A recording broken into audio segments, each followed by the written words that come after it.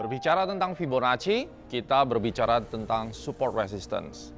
Fibonacci merupakan sebuah alat yang pada akhirnya akan kita gunakan untuk menentukan support dan resistance, yang mana kita akan kategorikan nanti sebagai harmonic support resistance. Tetapi sebelum kita masuk di dalam pembahasan support resistance, saya ingin memberikan satu filosofi tentang support resistance. Banyak sekali orang berbicara tentang support resistance, tetapi mereka masih kurang memahami apa sih sebenarnya filosofi di balik support resistance tersebut. Support dan resistance itu kalau kita bisa membayangkan, itu adalah seperti ilustrasi lantai dasar dan kemudian ada atap yang bisa Anda gunakan. Jadi ada lantai dasar dan atap, di mana apabila kita melihat sebuah bola, di mana bola itu adalah harga, Anda bisa melihat ilustrasi di layar bahwa apabila bola itu terjatuh ke lantai, kemudian dia akan naik kembali terpental, dan apabila dia menyentuh atap, dia akan turun kembali. Itu adalah konsep support resistance yang dasar. Nah, pertanyaannya, kenapa pada saat bola itu menyentuh di lantai atau harga itu turun mencapai area support, kenapa dia bisa naik? Filosofinya adalah setiap orang berpikir bahwa pada saat harga mencapai area support, itu sudah mencapai area yang secara bersama-sama mereka setuju, mereka sepakat bahwa harga sudah murah. Harga sudah murah dan juga mereka memiliki kenangan, waktu dulu saya membeli di harga support, harga naik. Nah, sekarang dia mengenai area yang mereka percaya itu sebagai support. Kata mereka percaya artinya adalah secara konsensus, walaupun mereka tidak saling kenal, tetapi mereka merasa, ya, sekali lagi mereka merasa bahwa di level tersebut harga sudah murah dan ekspektasi mereka harga akan naik. Oleh karena itu, secara random mereka membentuk sebuah kesepakatan di dalam crowd behavior. Anda garis bawahi crowd behavior, ya, bahwa harga akan naik setelah mencapai support tersebut, dan disitulah demand mulai masuk ke pasar. Di area support, demand lebih besar daripada supply, makanya waktu harga turun, dia bisa naik kembali. Setelah harga naik, dia akan menuju ke resisten berikutnya. Jadi dari support, dia akan menuju ke resisten. Di area resistance, setelah harga bersentuhan dengan resistance, dia akan turun. Kenapa? Sekali lagi, ada level traumatik. Orang pernah merasakan bahwa pada saat dia mencapai resisten dulu, harga setelah mencapai lalu kemudian dia turun. Ya. Nah, di level inilah orang masih mengingat secara, kembali lagi, secara crowd behavior, secara bersama-sama. Disinilah misterinya. Sebelumnya Anda juga sudah membahas tentang the harmonic ratio, ya, golden ratio maksud saya, 61,8, di mana orang yang tidak kenal tetapi di level-level yang ditunjukkan oleh 61,8 tadi memiliki satu kesepakatan. Ini yang kita sebut dengan harmoni tadi. Kembali ke resisten, di area resisten tersebut pada saat harga mencapai ke resistance, akan ada satu kesepakatan, akan ada satu feeling bahwa harga sudah terlalu mahal dan kemudian dia turun. Oleh karena itu, harga bergerak tidak mungkin naik dalam satu garis lurus tanpa turun. Harga tidak mungkin turun tanpa adanya kenaikan-kenaikan kecil. Nah, di dalam support resistance kita akan mempelajari ada strong support, ada weak support, ya, ada minor support, ada major support. Support-support ini bisa ditentukan dengan berbagai cara dan metode. Tetapi hari ini kita akan membahas secara khusus tentang bagaimana yang disebut dengan harmonic resistance tersebut, ya. Jadi support itu nanti ada dynamic support, ada classic support, tetapi juga ada harmonic support. Harmonic support inilah yang akan menjadi fokus di dalam Fibonacci, di mana harmonic support ini akan sulit untuk ditemukan oleh classic support maupun dynamic support yang lainnya. Contohnya apabila harga menjadi all time high, bagaimana caranya Anda bisa tahu harga all time high resistannya di mana? Setelah resisten yang tertinggi, katakan resisten 52 minggu, ya. Biasanya orang menggunakan 52 minggu atau resisten tahunan itu tertembus. Di mana sih target price berikutnya? Di mana resisten berikutnya? Karena pada umumnya resisten biasa itu menggunakan referensi di masa lalu untuk menentukan resisten berikutnya. Tetapi pada saat all time high bagaimana cara menentukan? Bingung kan? Nah, inilah harmonic resistance bekerja, dan harmonic resistance tersebut akan kita temukan melalui the Fibonacci resistance, and support. Jadi filosofi dari support resistance sekarang Anda sudah mengerti, mari kita membahas lebih detail tentang support resistance. Ada beberapa jenis support resistance yang akan kita bahas hari ini, tetapi kita akan menitik beratkan pada harmonic support resistance. Kalau kita bicara tentang support resistance, saya mengkategorikannya menjadi 3. Yang pertama adalah classic support resistance, yang kedua adalah dynamic support resistance, dan yang ketiga yang akan kita fokuskan adalah harmonic support resistance. Di dalam classic support resistance, kita akan menggunakan resistance yang pernah terjadi, ya. Jadi dari swing high atau swing low yang akan kita tarik garis horizontal yang akan kita gunakan sebagai referensi di masa yang akan mendatang di manakah support resistance itu akan terjadi. Jadi kalau Anda melihat dari gambar ini, saya memberikan sebuah contoh chart. Jadi dari swing high dan swing low yang sebelumnya sudah terjadi, yang telah terbukti bahwa di swing high tersebut harga kembali turun dengan signifikan, itu yang kita sebut dengan resisten. Dan kemudian di area support seperti garis ini kita lihat, ya. Jadi di IHSG Anda bisa perhatikan di bagian bottomnya kita tarik garis horizontal, dan ini akan menjadi referensi support berikutnya, di mana di level support sebelumnya, area yang kita tarik, harga membentuk sebuah pola pelemahan, ya tentunya. Terus kemudian mencapai support tersebut, dia naik dengan signifikan. Maka di area tersebut kita harapkan kemudian hari apabila level tersebut tercapai, harga juga akan naik, karena ingat teori trauma tadi. Nah, disinilah kita menyebutnya sebagai classic support resistance, karena semua orang pada saat mereka mempelajari tentang technical analysis basic, mereka mempelajari tentang basic support resistance ini, ya, classic support resistance. Nah, di dalam classic support resistance memiliki satu kelemahan, di mana pada saat harga menembus all time high, khususnya di resistance-nya, maka Anda tidak bisa memiliki referensi kembali di mana resistance yang akan terjadi di masa yang akan datang. Tentu ini akan menjadi masalah. Kemudian weakness yang kedua, seringkali terjadi yang namanya false break. Ya. Di dalam CAT program, saya menjelaskan ini lebih dalam lagi tentang bagaimana Anda memanfaatkan kelemahan daripada classic support resistance untuk mendapatkan profit. Ya. Kemudian teori support resistance yang kedua, Anda akan mendapatkan bantuan dari exponential moving average, di mana pada saat harga sudah bergerak naik menjadi diagonal. Jadi kalau Anda melihat harga bullish trend, dia bergerak 45 derajat, maka support resistance klasik ini akan sulit untuk menentukan di mana support resistance-nya.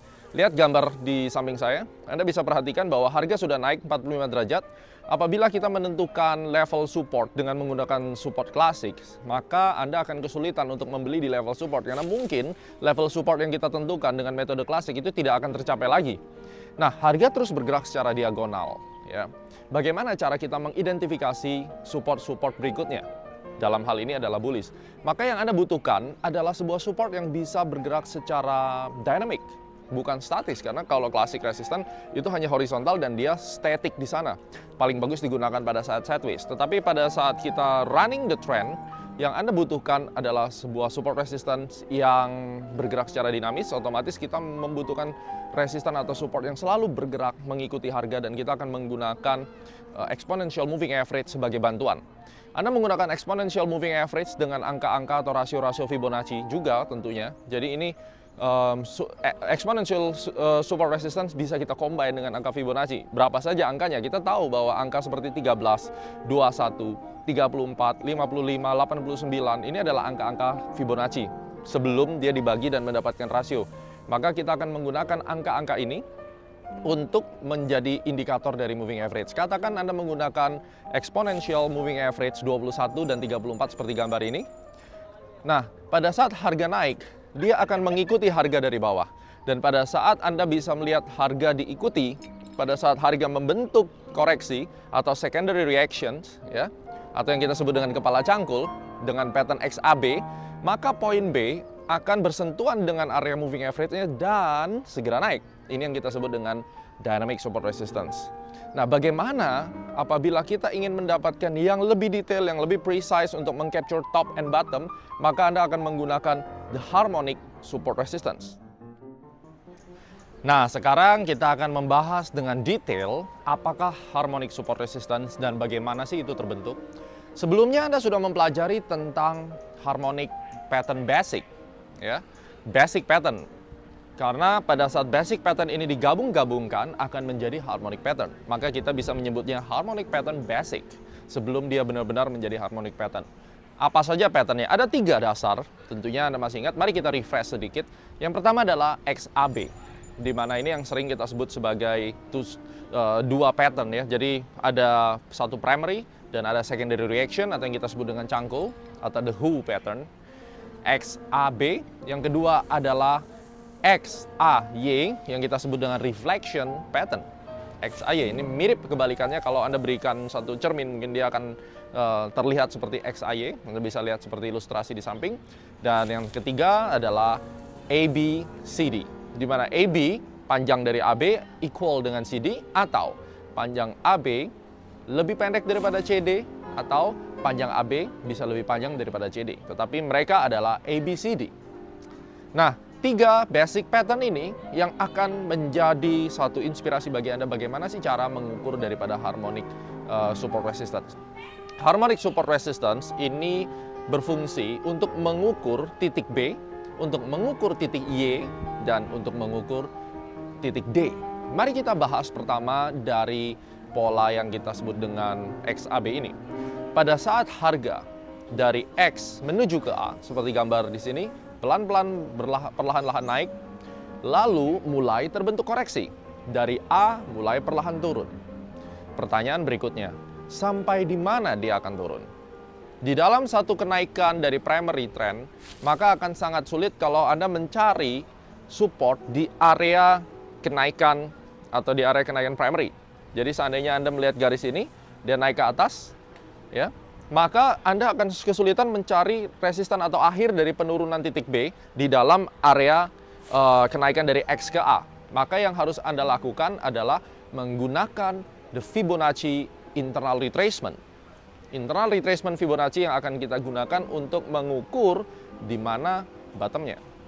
Maka kita akan mengukur apakah dia nanti akan berhenti di 38,2%, apakah akan berhenti di 50%, apakah akan berhenti di 61,8 atau berhenti di 78,6. Ini yang akan kita gunakan untuk mengukur titik B. Berikutnya adalah bagaimana cara kita mengukur titik Y.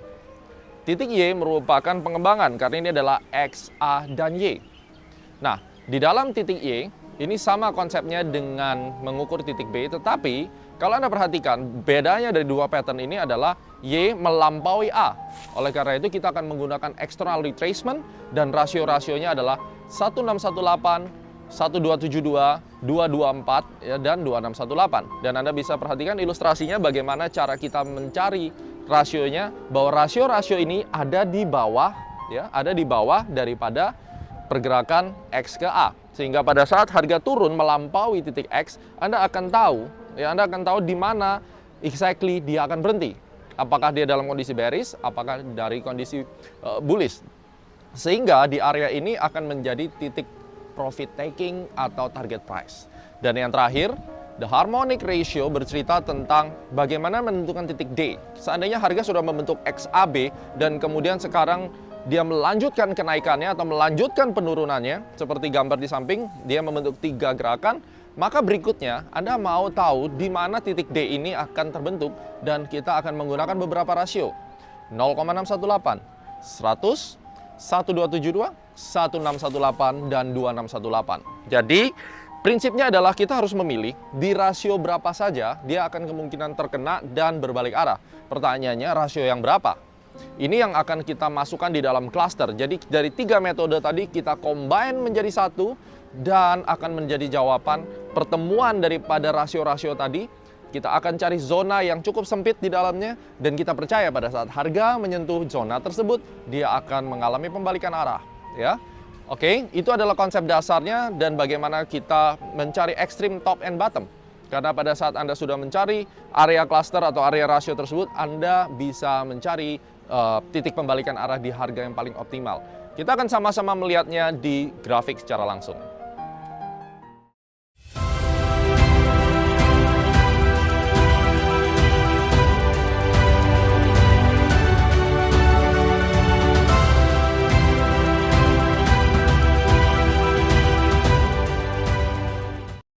Saat ini kita akan mulai membahas mengenai aplikasi Classic Support Resistance, Dynamic Support Resistance, dan Harmonic Support Resistance.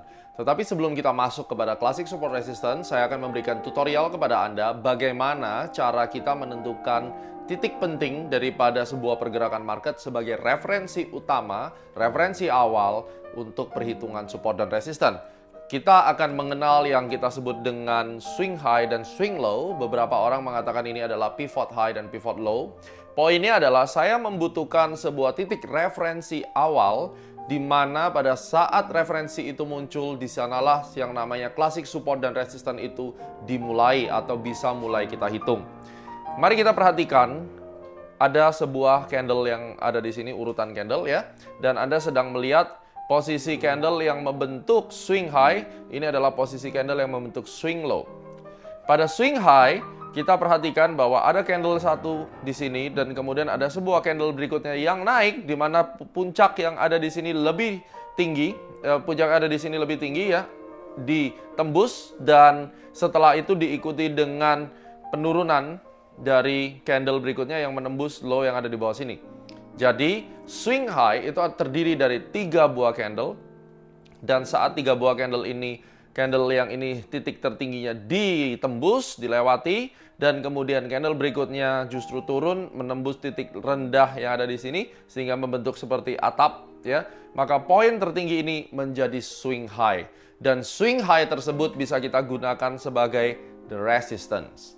Demikian juga dengan swing low, pada saat candle ini sedang turun, kemudian the next candle lebih rendah daripada low yang ada di sini, maka ini adalah awal mula terbentuknya support hanya jika high yang ada di sini ditembus oleh candle sebelumnya. Ingat kata kuncinya, poin ini akan menjadi resisten hanya jika titik terendah sini ditembus, dan otomatis 1 poin saja ditembus dari poin ini akan menjadi swing high. 1 poin saja ditembus di candle yang ini, maka ini akan menjadi support atau swing low. Jadi support itu menjadi swing low dan resistance itu berada di swing high. Ini adalah konsep dasar support resistance.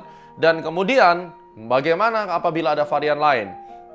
Setelah terjadi candle yang lebih tinggi daripada candle sebelumnya, the next bar bukannya turun tetapi candlenya tidak menembus atas, bahkan tidak menembus bawah. Ini yang disebut dengan the inside bar atau harami kalau di candlestick.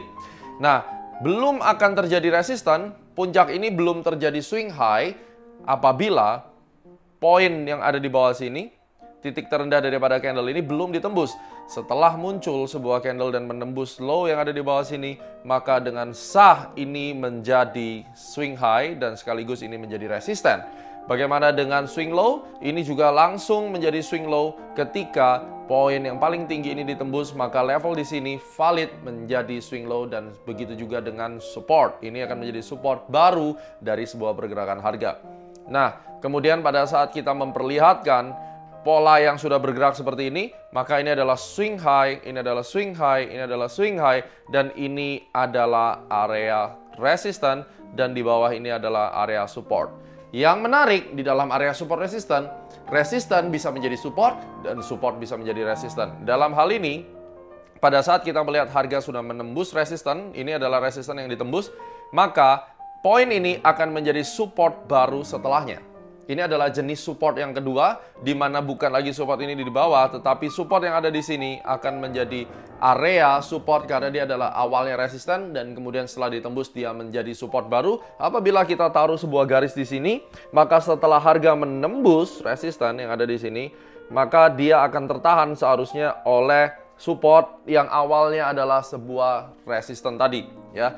Jadi ini adalah konsep awal bagaimana Anda menentukan support dan resisten dengan menggunakan swing high, swing low, karena ini adalah dasar utama kita memahami konsep support dan resisten.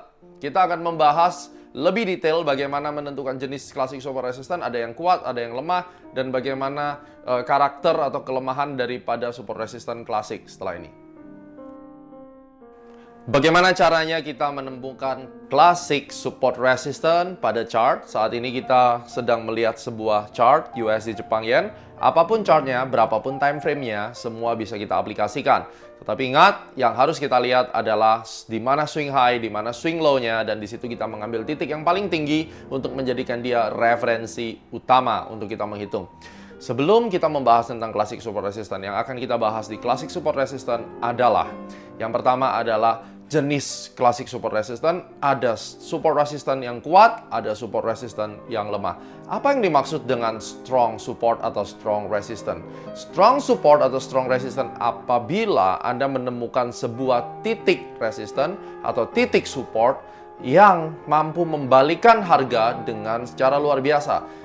Artinya, pada saat titik resistan itu terbentuk, harga setelahnya itu turun dalam sekali pada resistan, atau apabila terbentuk support, harga naik tinggi sekali, maka bisa dikatakan bahwa di level tersebut terjadi perubahan antara supply dan demand yang sangat tinggi sekali, dan itu disebut strong dan weak support resistance. Dan inilah yang akan kita perlihatkan penentuan support resistance yang pertama kali, ya. Saat ini kita akan memperhatikan ini adalah swing high, cukup jelas kita melihat ini adalah swing high. Dan maka swing high yang ada di sini, ini secara otomatis akan menjadi area resistance. Pertanyaannya, apakah ini resistance yang kuat? Yes, ini adalah resistance yang kuat karena pada saat Anda memperhatikan harga yang ada di sini, setelah terbentuk swing high ini, harga turun dengan cukup dalam sekali. Cukup dalam itu dalam pengertian Anda bisa melihat ada candle yang panjang dan diteruskan sangat kencang sekali turunnya, ya. Maka ini menjadi resistance kuat. Bagaimana dengan level yang ada di bawah sini? Ini kita sebut sebagai support karena ini adalah swing low, dan di level swing low ini kita perhatikan swing low di sini merupakan support yang kuat karena di level ini dia membuat harga naik dengan secara signifikan tanpa ragu-ragu. Nah, sekarang bagaimana dengan definisi daripada support atau resistance yang lemah? Support dan resistance yang lemah itu apabila telah terbentuknya swing high dan swing low atau support dan resistance, tapi dia tidak mampu membuat harga setelahnya itu naik atau turun dengan signifikan. Nah, itu adalah definisi daripada weak support resistance. Contohnya, ini juga adalah swing high. Tetapi, pada kotak ini, di level ini kita perhatikan ini adalah swing high yang hanya membuat harga turun sangat rendah sekali. Kemudian ini juga adalah swing low, tetapi swing low yang ada di sini hanya mampu membuat harga naik hanya segini dibandingkan dengan yang ada di sini, naiknya sangat signifikan. Yang ada di sini naiknya sangat kecil sekali. Oleh karena itu di sini kita sebut dengan weak support dan di sini adalah strong support. Pertanyaan berikutnya, apa sih pentingnya saya mengetahui support resistance? Satu, support dan resistance bisa menjadi area target price Anda. Yang kedua, support dan resistance bisa menentukan di mana saya bisa entry untuk trading. Nah, di dalam kita melakukan analisa support resistance itu kita pasti nantinya akan menggabungkan classic support resistance dengan Fibonacci. Kita akan mempelajarinya di chapter cluster karena kita akan menggabungkan dari beberapa jenis Fibonacci. Juga kita akan menggabungkan classic support resistance dengan Fibonacci. Mari kita bahas terlebih dahulu bagaimana menentukan area target price dengan menggunakan classic support resistance.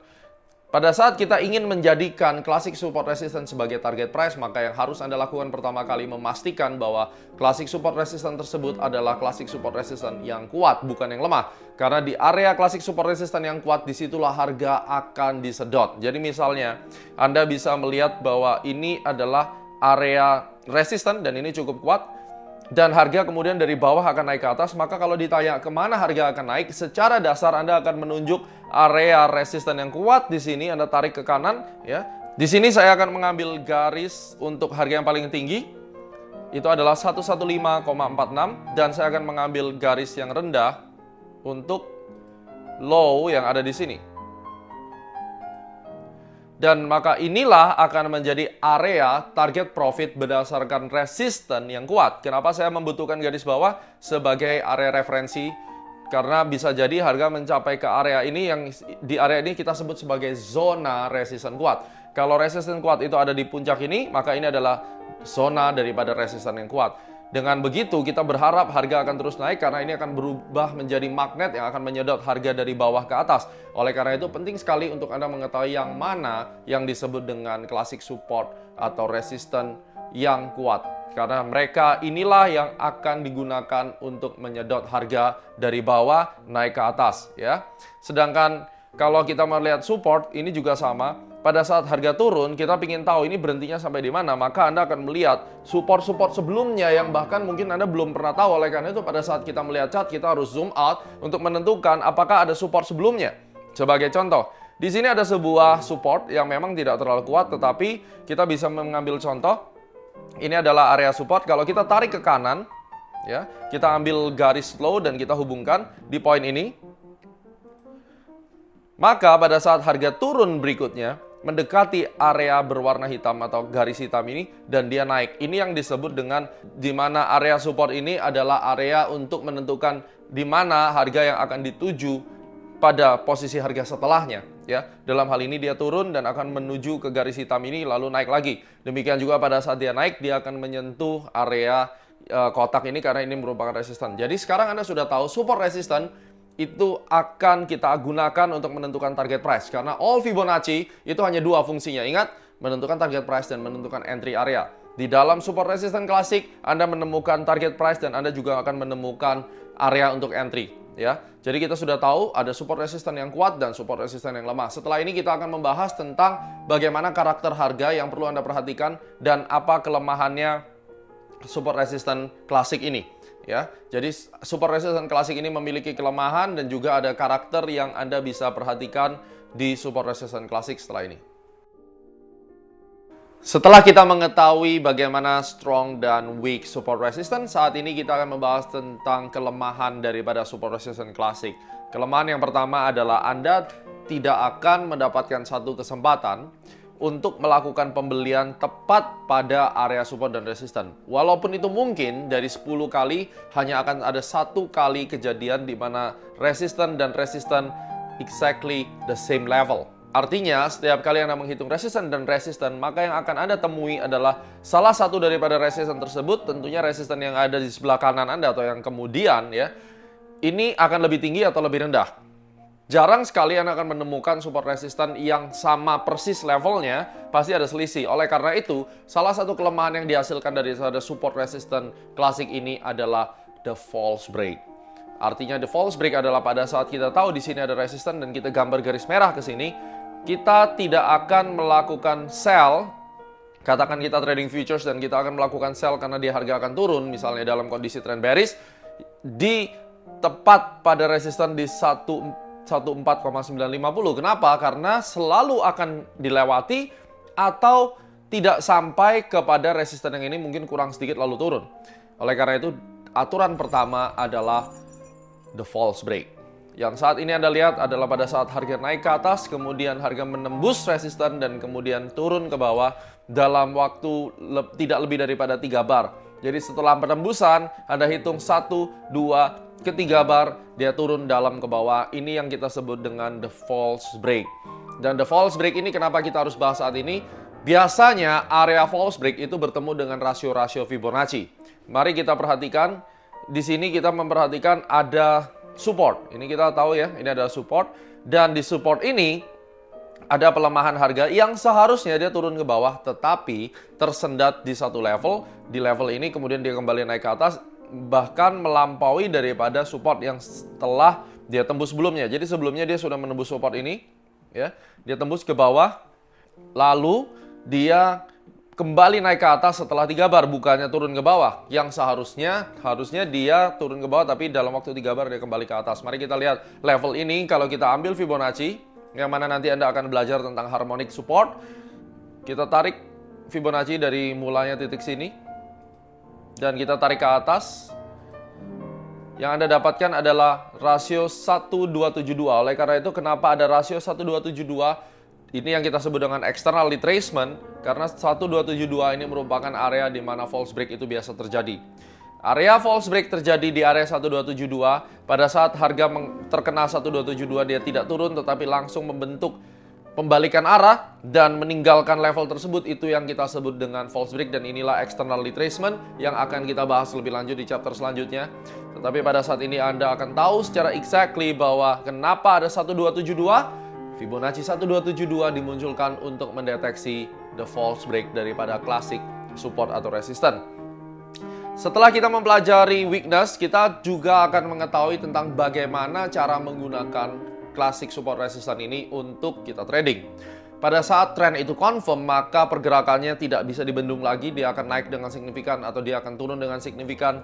Maka berikutnya kita akan mempelajari impulsive movement, ya. Kita akan melihat impulsive movement. Sebelumnya kita akan bersihkan dulu layar ini.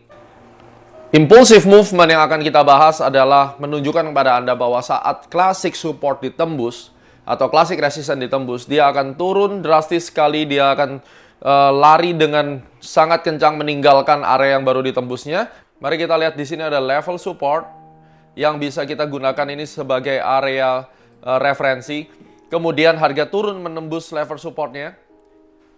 Anda perhatikan, setelah dia menembus, harga close di bawah support, dan kemudian running dengan dalam tanpa dia harus kembali lagi ke atas. Karena kalau pada saat dia kembali lagi ke area support yang baru ditembusnya, maka itu akan disebut dengan false break. Di dalam hal ini adalah support yang telah ditembus, dan pada saat ini juga ini akan menjadi resisten, di mana pada saat harga kembali ke atas, dia akan mencoba menembus resisten ini atau sebagai targeting price. Jadi kita tahu ini adalah support yang menjadi resisten yang sudah kita bahas sebelumnya. Dan saat ini kita perhatikan karakter daripada pergerakan harga setelah dia menembus ini akan menjadi impulsif.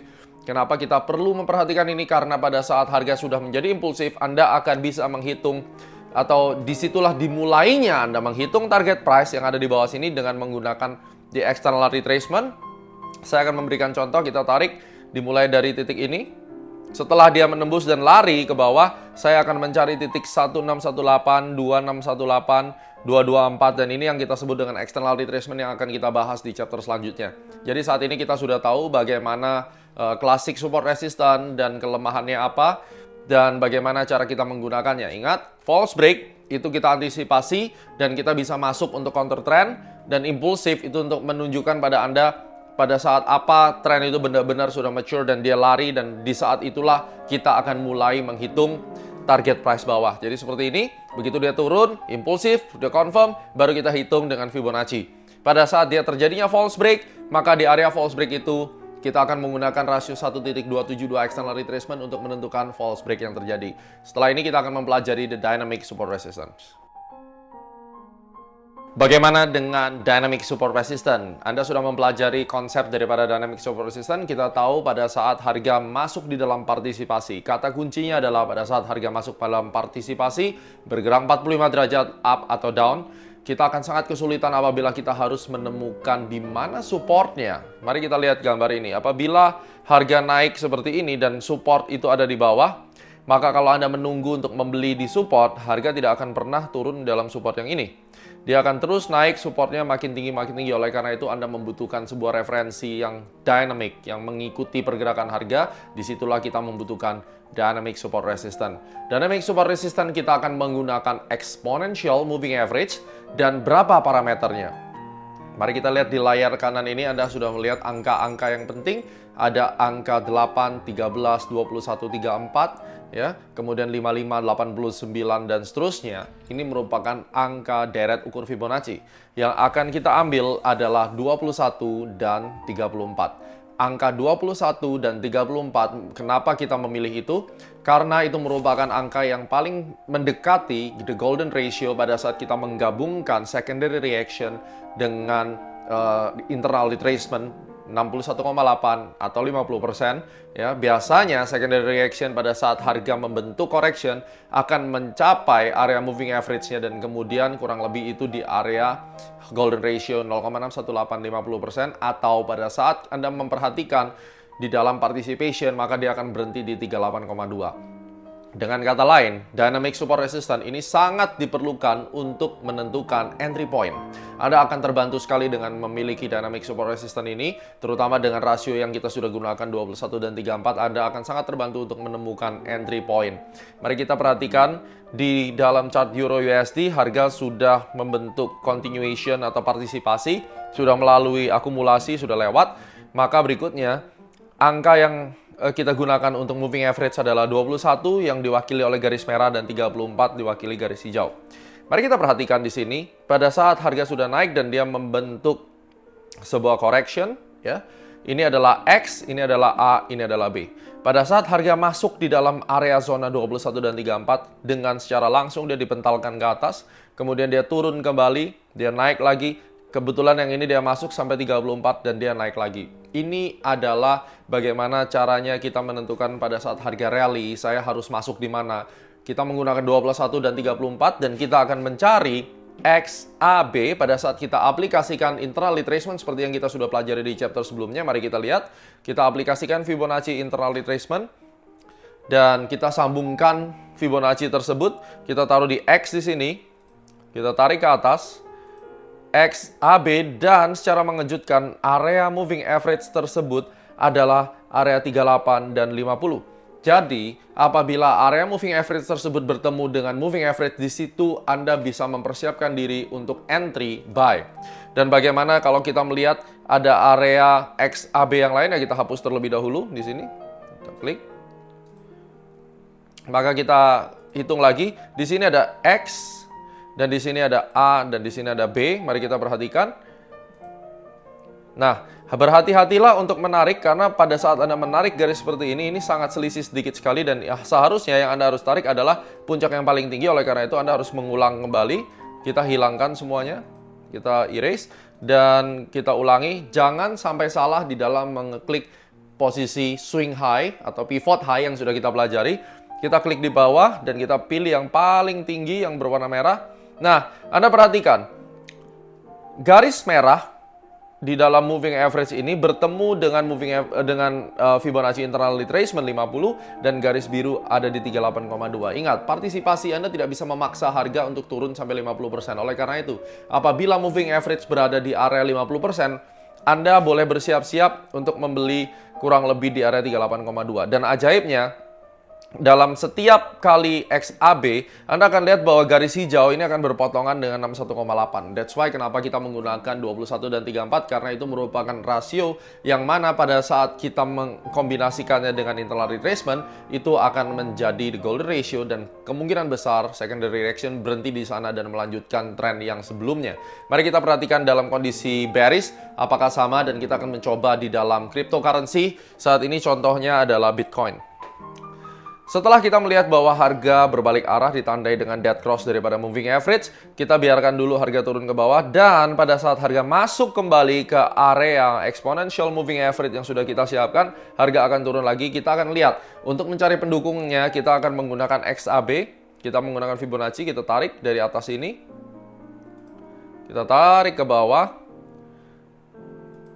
dan Anda akan melihat 50% itu bertepatan dengan moving average 21, dan pada saat itu juga harga turun ke bawah. Ya, dan seterusnya itu akan berbentuk seperti itu, baik bullish maupun bearish. Anda bisa menggabungkan area dynamic support resistance 21 dan 34 dengan XAB yang Anda sudah hitung melalui internal retracement. Dan ingat, pada saat kita berada di dalam partisipasi, maka rasio yang akan Anda gunakan adalah 38 dan 50. Anda harus terus berlatih untuk melihat korelasinya, sehingga pada saat partisipasi, step nomor 1, tentukan bahwa tren sudah partisipasi. Step nomor 2, Anda tunggu harga menghadapi satu situasi di mana secondary reaction-nya menyentuh area moving average 21 dan 34. Step nomor 3, Anda aplikasikan Fibonacci internal retracement, dan Anda akan mendapatkan bahwa area magnet tersebut sudah tercapai di area 38,2 atau 50% daripada Fibonacci tersebut. Dan inilah jurus yang paling ampuh untuk mendapatkan profit yang besar dari setiap kali Anda entry, baik itu di saham, di forex, commodity, cryptocurrency. Kita akan bertemu berikutnya untuk membahas harmonic support resistance.